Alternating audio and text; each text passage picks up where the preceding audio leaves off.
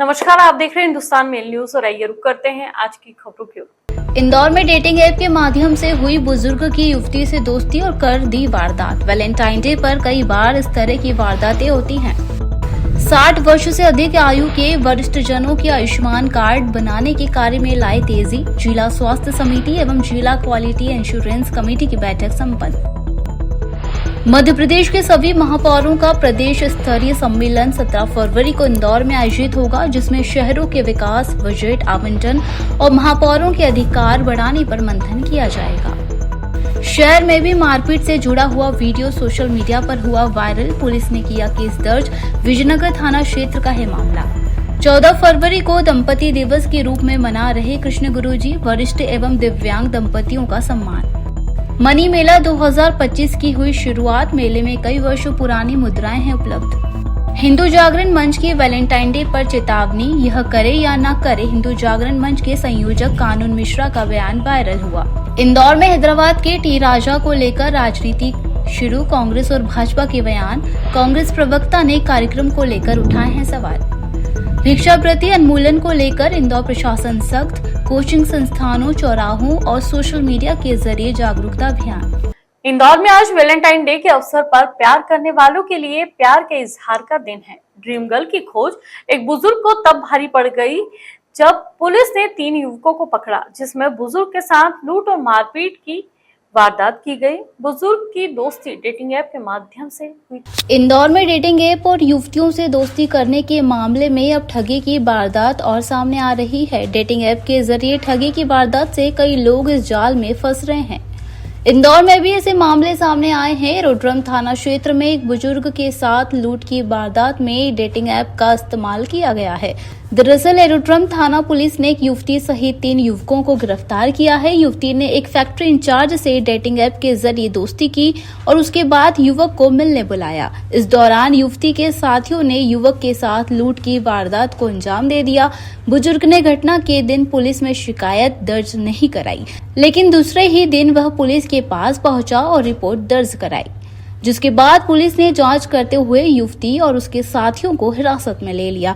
तो वहीं Valentine day पर ऑनलाइन दोस्ती और सोशल मीडिया पर दोस्ती के नाम पर हो रही धोखाधड़ी सहित विभिन्न मामलों को लेकर डीसीपी विनोद मीणा द्वारा बताया गया है कि एडवाइजरी भी जारी की गई है, ताकि कोई भी व्यक्ति इस तरह की धोखाधड़ी और इस तरह की वारदात में ना फंस सके और सतर्क और सजग रहे। जो पुरुष है उसकी महिला से डेटिंग ऐप के माध्यम से दोस्ती हुई थी। तत्पश्चात वह कुछ समय से आपस में फोन पे बातचीत करना शुरू उन्होंने किया था। कल का ये घटनाक्रम है कि महिला द्वारा पुरुष को अपने घर पे बुलाया जाता है खाने के साथ। जब पुरुष खाना लेके महिला के घर पहुंचता है तब वहां महिला के साथ साथ उसके अन्य 2 दोस्त भी रहते हैं। तो उन 2 दोस्तों द्वारा और महिला द्वारा पुरुष के साथ मारपीट की जाती है और साथ ही साथ पुरुष के जेब में रखे हुए पैसे, मोबाइल और वो जिस स्कूटी से आया था वो स्कूटी चुरा के वहां से फरार हो जाते हैं। इसके अलावा फरार होते वक्त उनके द्वारा थाना चंदन नगर में भी एक मोबाइल लूट की घटना को अंजाम दिया गया। तो इसी प्रकार हमारे द्वारा तत्काल इसमें टीम थाना एरोड्रम से लगाकर तीनों ही आरोपियों को राउंड अप किया गया है। इंदौर के विजयनगर थाना क्षेत्र स्थित गाड़ी टकराने को लेकर महिला के साथ की गई मारपीट के मामले में पुलिस द्वारा वायरल वीडियो के आधार पर महिला को चिन्हित किया गया और फिर मारपीट करने वाले युवक के खिलाफ विभिन्न धाराओं में प्रकरण दर्ज किया गया है। इंदौर के विजयनगर थाना क्षेत्र स्थित मेघदूत गार्डन के सामने यातायात काफी जाम हो जाता है। पुलिस का कहना है कि मेट्रो का काम चल रहा है और काफी सघन क्षेत्र होने के कारण हमेशा वहां पर यातायात जाम लगा रहता है और इसी को लेकर 2 वाहनों में टक्कर हो गई थी।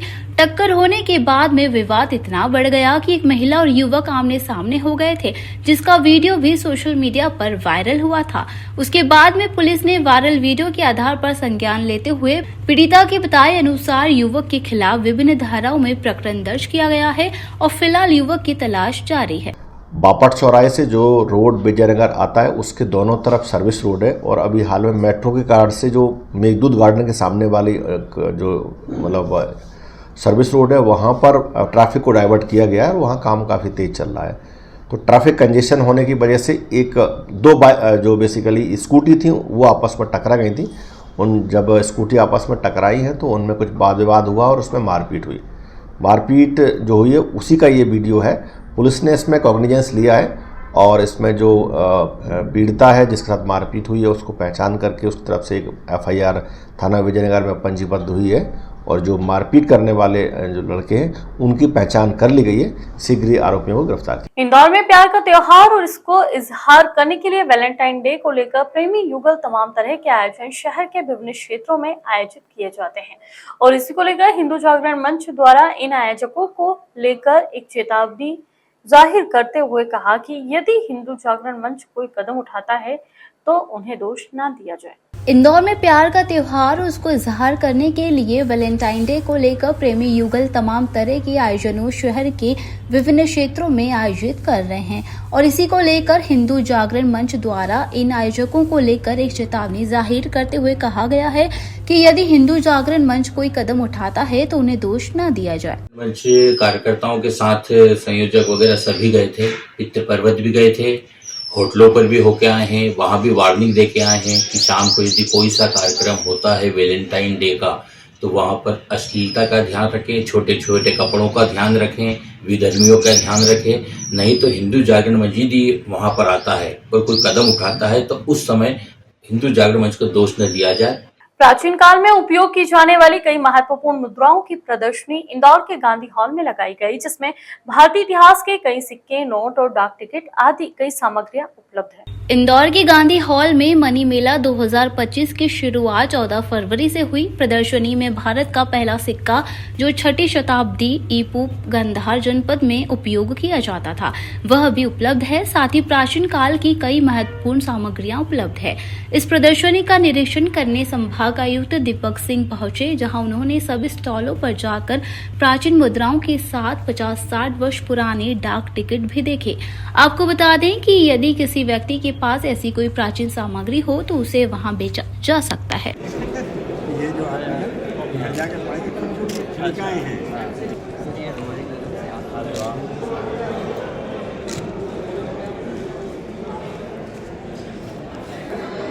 ये अपना शांति जनपद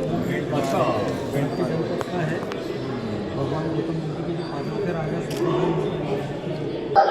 सर्वप्रथम मैं आप सभी इंदौर की जनता को यहाँ पर आमंत्रित करना चाहता हूँ। 14, 15, 16 फरवरी 3 दिवसीय ये कार्यक्रम है जो कि गांधी हॉल में राष्ट्रीय मुद्रा परिषद एवं भार्गव ऑक्शन द्वारा आयोजित किया हुआ है। यहाँ पर तरह तरह के मुद्रा विद्वान एवं तरह तरह की पुरातत्व सामग्री यहाँ पर आपको देखने को मिल सकती है। यदि आपके पास कुछ पुरानी ऐसी चीज़ पड़ी हो जो आपको एक अच्छी कीमत दे दे तो आप ज़रूर उसको एक बार यहाँ पर, जरूरी नहीं है बेचने के लिए लाएं, आप एक्सचेंज करने के लिए भी ला सकते हैं, एक नॉलेज लेने के हिसाब से भी आ सकते हैं। एक बार इस मुद्रा मेले में आप जरूर से जरूर पधारें।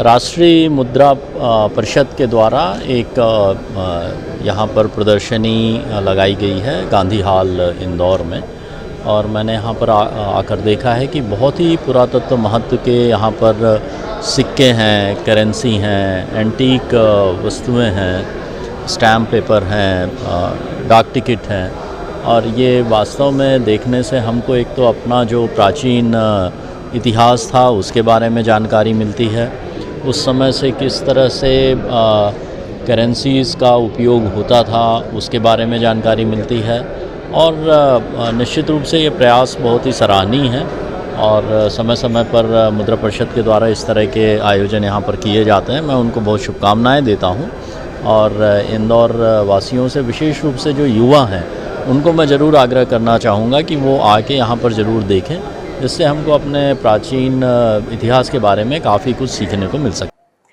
इंदौर कलेक्टर कार्यालय में मुख्य कार्यपालन अधिकारी जिला पंचायत श्री सिद्धार्थ जैन की अध्यक्षता में जिला स्वास्थ्य समिति एवं जिला क्वालिटी इंश्योरेंस कमेटी की बैठक की गई। बैठक में मुख्य कार्यपालन अधिकारी श्री सिद्धार्थ जैन ने स्वास्थ्य विभाग द्वारा चलाई जा रही विभिन्न योजनाओं की प्रगति की जानकारी प्राप्त कर उन्हें अधिकारियों को दिशा निर्देश दिए। 70 वर्ष से अधिक आयु के वयस्कजनों के आयुष्मान कार्ड बनाने में प्रगति लाए। इस कार्य में आंगनवाड़ी कार्यकर्ता, रेड क्रॉस सोसाइटी एवं अन्य सामाजिक संस्थाओं का सहयोग लेकर इस कार्य को प्राथमिकता के साथ निर्धारित अवधि में पूरा करने के निर्देश दिए। श्री जैन ने बाल मृत्यु दर में कमी लाने के लिए आवश्यक सुधार के निर्देश दिए। मुख्य कार्यपालन अधिकारी श्री जैन ने अधिकारियों को निर्देश देते हुए कहा कि HIV, AIDS, TB, hepatitis B जैसी बीमारियों के बचाव हेतु चिकित्सा और शिक्षा से जुड़े अधिकारी स्कूल, कॉलेजों एवं अन्य शिक्षण संस्थानों में पायलट प्रोजेक्ट के तहत जन जागरूकता अभियान चलाया जाए ताकि युवा वर्ग के स्वास्थ्य को सुनिश्चित किया जा सके। 13 से 35 वर्ष आयु वर्ग के युवाओं में मानसिक स्वास्थ्य के प्रति भी जागरूकता जरूरी है। बैठक में भी श्री जैन ने कहा कि जिले में चल रहे राष्ट्रीय कुष्ठ उन्मूलन कार्यक्रम में और प्रगति लाई जाए। इस कार्यक्रम में रोगियों के साथ सतत संवाद स्थापित करें और लगातार मॉनिटरिंग भी करते रहें ताकि कुष्ठ रोग जैसी बीमारी का पूरी तरह से उन्मूलन हो सके। उसके अलावा आयुष्मान कार्ड्स के बारे में भी एक डिटेल रिव्यू इस बैठक में हमने रखा और एक इंटर कोऑर्डिनेशन मीटिंग रखने की बात रखी है, जिसमें अगर किसी और विभाग से अपेक्षा है हेल्थ विभाग को तो वो भी कोऑर्डिनेशन CMHO के माध्यम से किया जाएगा। इसके अलावा अन्य जो इंफ्रास्ट्रक्चर ज़िले में सिविल और हेल्थ फैसिलिटीज़ के लिए डेवलप हो रहा है उसके निर्माण की जो स्थिति है उसकी भी समीक्षा बैठक की गई। पूरे मध्य प्रदेश के सभी नगर निगम के महापौर का प्रदेश स्तरीय महापौर परिषद का सम्मेलन 17 फरवरी को इंदौर में होगा। इस दिन सम्मेलन में शहरों के विकास से जुड़े मुद्दों, बजट आवंटन, महापौर के अधिकार बढ़ाने संबंधी सहित अन्य विषयों पर चर्चा होगी। इंदौर के महापौर पुष्यमित्र भार्गव की अध्यक्षता में इंदौर में मध्य प्रदेश के महापौर का यह सम्मेलन आयोजित किया गया है। महापौर परिषद मध्य प्रदेश के अध्यक्ष होने के नाते पुष्यमित्र भार्गव इस आयोजन की अध्यक्षता करेंगे। सम्मेलन में अखिल भारतीय महापौर परिषद की अध्यक्ष माधुरी पटेल, राज्य मंत्री प्रतिभा बागरी सम्मिलित होंगी। साथ ही मध्य प्रदेश के मुख्यमंत्री डॉक्टर मोहन यादव भी ऑनलाइन आयोजन में सम्मिलित होंगे। महापौर पुष्यमित्र भार्गव ने कहा कि प्रदेश के सभी 16 नगर निगम के महापौर को 17 फरवरी के आयोजन के लिए निमंत्रण दिया गया है। परिषद के अध्यक्ष के नाते मध्य प्रदेश के जितने 16 महापौर हैं, मैंने उनको निमंत्रण दिया है कि 17 तारीख को वो आएँ और नगरीय निकायों के विकास के संबंध में अर्बन एरिया की प्लानिंग की दृष्टि से अर्बन एरिया में जन प्रतिनिधियों के अधिकार, पॉलिसी मेकिंग में उनके इन्वॉल्वमेंट पर हम एक दिन यहाँ चिंतन करेंगे। 17 तारीख को उद्घाटन सत्र में माननीय मुख्यमंत्री जी हमको ऑनलाइन संबोधित करेंगे। बाकी के दिन हम इन सारे विषयों पर चर्चा करेंगे और योजना ये है कि एक बार मध्य प्रदेश के महापौरों को बुलाने के बाद मेरे मन में संकल्पना है कि आने वाले साल में देश भर के या साउथ एशिया के भी मेयर्स को देश के सबसे स्वच्छ शहर में हम बुलाने वाले हैं। प्रेम केवल इजहार तक सीमित नहीं बल्कि उसे जीवन भर निभाने का संकल्प भी जरूरी है। इसी संदेश को जन जन तक पहुंचाने के लिए अंतर्राष्ट्रीय ख्याति प्राप्त मानव सेवी कृष्णा गुरुजी हर साल 14 फरवरी को दंपति दिवस के रूप में मनाते हैं। इस अवसर पर ऐसे वरिष्ठ और दिव्यांग दंपतियों को सम्मानित करते हैं जिन्होंने अपने रिश्ते को वर्षों तक निष्ठा और समर्पण के साथ निभाया। कृष्णा गुरुजी का मानना है कि विवाह केवल एक बंधन नहीं है बल्कि जीवन भर की साझेदारी है। जहां आज की युवा पीढ़ी वैलेंटाइन डे को प्रेम के इजहार के दिन के रूप में देखती है, वहीं कृष्णा गुरुजी इसे दंपति दिवस के रूप में मानकर युवाओं को ये संदेश देते हैं कि प्रेम को निभाने की शक्ति भी उतनी ही आवश्यक है। हर वर्ष की तरह इस बार भी कृष्ण गुरुजी ने वरिष्ठ दंपतियों को तिरंगा दुपट्टा और पुष्पमाला पहनाकर सम्मानित किया। इन जोड़ों ने समय, परिस्थितियों और विपरीत स्वभाव के बावजूद अपने रिश्तों को निभाया, जिससे आज के युवाओं को प्रेरणा लेने की जरूरत है। कृष्णा गुरुजी हर पर्व को एक विशेष मानवीय संदेश से जोड़ने के लिए जाने जाते हैं। जैसे कि मकर संक्रांति को पिता पुत्र दिवस के रूप में मनाकर वे पारिवारिक संबंधों को मजबूत करने का संदेश देते हैं। इसी तरह वैलेंटाइन डे को दंपति दिवस के रूप में मानकर वे यह संदेश देते हैं कि प्रेम केवल इजहार का नाम नहीं है बल्कि उसे निभाने का संकल्प भी जरूरी है। इस वर्ष हैदराबाद, बेंगलुरु, दिल्ली सहित अमेरिका के सिएटल और न्यूयॉर्क में भी दंपति दिवस का आयोजन किया गया है। इस दौरान कृष्ण गुरुजी सोशल वेलफेयर सोसाइटी के अनिल कुमार और मनोज भास्कर भी उपस्थित रहे। दंपति दिवस के इस दिन को सेलिब्रेट कर रहे हैं, ना कि इंदौर शहर में, आसपास के भारत के शहरों, देश विदेशों में भी दंपति दिवस के रूप में आज का दिन मनाया जा रहा है। इसमें हम उन दंपतियों के घर जाकर उनका ऑनर करते हैं जो दंपतियों के 50-60 साल शादी के हो गए, आयु अधिक हो गई, दिव्यांग कपल जो एक दूसरे की विषमताओं को लेकर चल रहे हैं। आज इसी संदर्भ में मैं दो बुजुर्ग दंपतियों के सम्मान के साथ आज मैं एक दिव्यांग दंपति के बीच में आया हूं जो पति पत्नी है, नवीन भाई पटेल, हिना पटेल, 22 वर्ष शादी हो गए, विकलांग है, पैरों में पोलियो है, पर भी एक दूसरे की विषमताओं को लेकर चल रहे हैं। तो आज इस कार्यक्रम, दंपत्ति दिवस के कार्यक्रम के माध्यम से मेरा समाज में संदेश है, विशेषकर उन लोगों को जो गुलाब का फूल लेकर प्यार का इजहार कर रहे हैं। जब आप पति पत्नी बने तो एक दूसरे के स्वभाव की विषमता, शरीर की विषमताओं, आर्थिक विषमताओं को लेकर चले। यही दाम्पत्य जीवन का गुणमूल सत्य है, जो हमारे सनातन धर्म की संस्कृति है। दंपत्ति दिवस की आपको बहुत बहुत शुभकामनाएं। इंदौर के दशहरा मैदान में हिंद रक्षक संगठन द्वारा भव्य आयोजन किया जा रहा है, जिसमें हैदराबाद के भाजपा विधायक टी राजा मुख्य वक्ता के तौर पर आमंत्रित किया गया है, जिसको लेकर अब राजनीति भी गरमाने लगी है। कांग्रेस प्रवक्ता ने कई तरह के आरोप लगाए, तो वहीं भाजपा प्रवक्ता ने उन आरोपों का जवाब दिया है। दरअसल इंदौर के दशहरा मैदान में 15 फरवरी को हिंद रक्षक संगठन के विभिन्न तले सिंह गर्जना के नाम से कार्यक्रम आयोजित किया जा रहा है। इस कार्यक्रम को लेकर तमाम स्थानों पर बैठकों का दौर जारी है। रीटेक बैठकों का दौर जारी है और कार्यक्रम के आयोजन एकलव्य सिंह गौड़ तमाम युवाओं से मेल मुलाकात भी कर रहे हैं। लेकिन इस कार्यक्रम को लेकर अब राजनीतिक गरमा चुकी है। कांग्रेस के प्रवक्ता अनीमुल खान सूरी द्वारा आरोप लगाया गया है कि क्या कलेक्टर द्वारा इस कार्यक्रम की अनुमति दी गई है, और अनुमति दी भी गई है तो किस आधार पर दी गई है, क्योंकि इस कार्यक्रम में विशेष वर्ग समाज पर टिप्पणी करने वाले हैदराबाद के विधायक टी राजा को आमंत्रित किया गया है। धार्मिक उन्माद फैलाने में उनके शब्दों का उपयोग काफी ज्यादा है। वहीं पूरे मामले में भाजपा प्रवक्ता नरेंद्र सलूजा ने भी अपनी बात रखी है। उनका कहना है कि आतंकवाद और अन्य विद्यार्थियों को लेकर कभी भी किसी तरह की कोई टिप्पणी नहीं की जा सकती है, लेकिन अब आतंकवाद और तमाम मुद्दों पर पर्दाफाश किया जाता है तो यह बयानबाजी शुरू कर देते हैं। फिलहाल देखना होगा कि कार्यक्रम को लेकर किस तरह से राजनीति और कई दूर तक जाती है, लेकिन हिंदू रक्षक संगठन ने कार्यक्रम की तैयारी पूरी तरह से संपन्न कर दी है और इस कार्यक्रम में कई हजार युवक युवतियां शामिल होने की संभावनाएं भी व्यक्त की गई है। अमर्यादित और आपत्तिजनक शब्दों के इस्तेमाल और भाषा शैली के इस्तेमाल के लिए FIR दर्ज हो रही है। वहीं दूसरी तरफ देश की मां बहनों के लिए अमर्यादित, आपत्तिजनक और असभ्य शब्दों का इस्तेमाल करने वाले भारतीय जनता पार्टी के विधायक टी राजा सिंह का प्रोग्राम हो रहा है। पूर्व में भी टी राजा सिंह ने देश के मुसलमानों के लिए असभ्य और आपत्तिजनक शब्दों का इस्तेमाल किया। धार्मिक उन्माद फैलाने में उनके शब्दों का बहुत ज़्यादा योगदान रहा है। तो मेरा इंदौर प्रशासन और विशेषकर इंदौर कलेक्टर से सवाल है, ऐसे व्यक्ति को कार्यक्रम के लिए स्वीकृति क्या प्रदान कर दी गई है, और अगर कर दी गई है तो किन शर्तों पे की गई है? तो क्या इंदौर कलेक्टर महोदय ये जानते नहीं है कि ये व्यक्ति कुख्यात है धार्मिक उन्माद फैलाने के लिए? ऐसे व्यक्ति को अगर परमिशन दी गई है तो क्यों दी गई है? और इनकी भाषण के बाद में अगर इंदौर शहर का माहौल बिगड़ता है तो क्या उसकी जिम्मेदारी इंदौर कलेक्टर लेने को?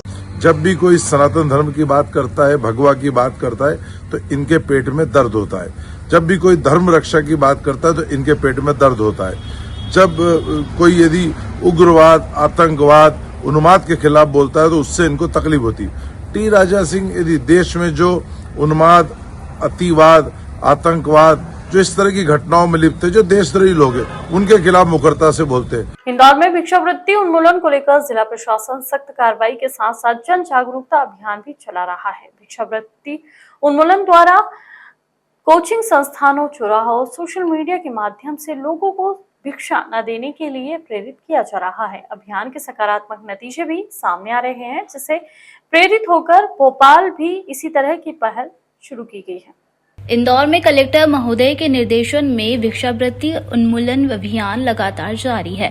इस अभियान के तहत भिक्षा देने और लेने वालों पर कानूनी कार्रवाई की जा रही है। वहीं जागरूकता बढ़ाने के लिए कोचिंग संस्थानों, प्रमुख चौराहों और मंदिरों पर पोस्टर और LED स्क्रीन के जरिए संदेश प्रसारित किया गया है। सोशल मीडिया पर भी इस अभियान को बढ़ावा दिया जा रहा है। इस पहल की सफलता को देखते हुए अब भोपाल में भी इसी तरह की मुहिम चलाई जा रही है।